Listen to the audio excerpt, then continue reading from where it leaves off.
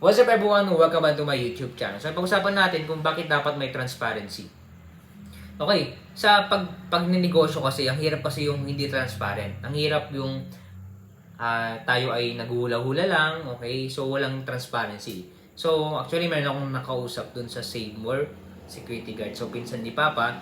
So, lahat transparent, okay? Yung time in, time out, okay? Yung pagpipirma, okay? So, talagang transparent lahat.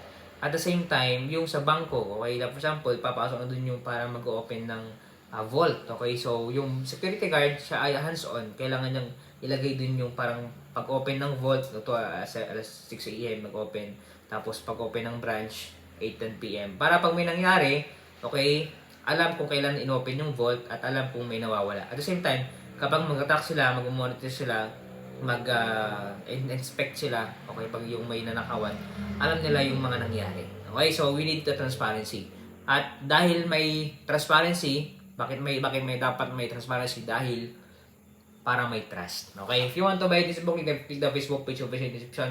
Next time, salamat po and God bless.